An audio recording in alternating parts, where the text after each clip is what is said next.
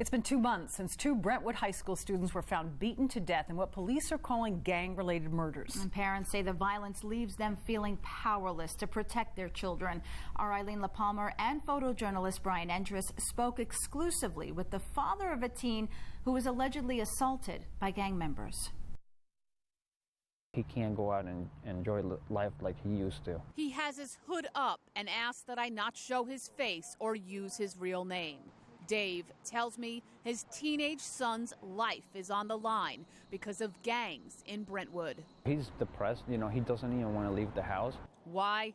Because he says his son was assaulted and robbed by several suspected gang members a week before he started school in September. They followed him to the front of the house, assaulted him, held him down. We didn't know who the kids were. But then the school year began. He identified one of the suspects in his class. Actually in the same classroom? In the same classroom, yes. His son texted him, and Dave immediately called the school to have his son transferred to another classroom. Which is when he spotted the second suspect in the second classroom. Did he text you that he was afraid? Yes. Yes, he said he didn't want to be in the classroom anymore. This is all playing out at a time when many in the Brentwood community are living in fear. The bodies of 6 people, all believed murdered by gangs, were found in 1 month's time. 5 of the dead teens at one point attended Brentwood High School.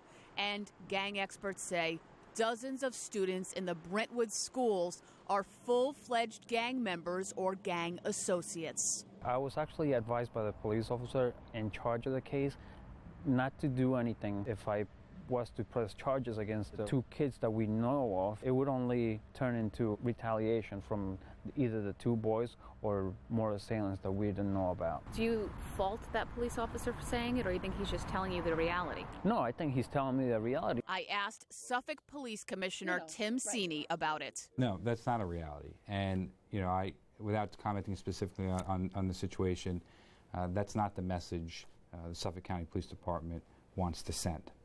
All right, so we need to have swift justice. And as Dave weighs the options for his son, he tells me he's also gone to the school district demanding that all suspected gang members be taken out of these classrooms and put in alternative schools. They said that they cannot do anything to separate these kids, even though it was confirmed to me by the principal and the police officer in charge of the case that these 2 kids have previous felony cases. The board and I are doing everything that we possibly can. Brentwood School Superintendent Levi McIntyre points out he is bound by state education law that demands the district provide an education to all children living in the district.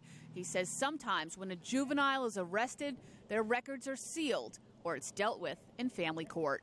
If that particular individual is not causing any harm or perhaps bullying, etc., then there may be very little that we can do there. Not acceptable, says Dave.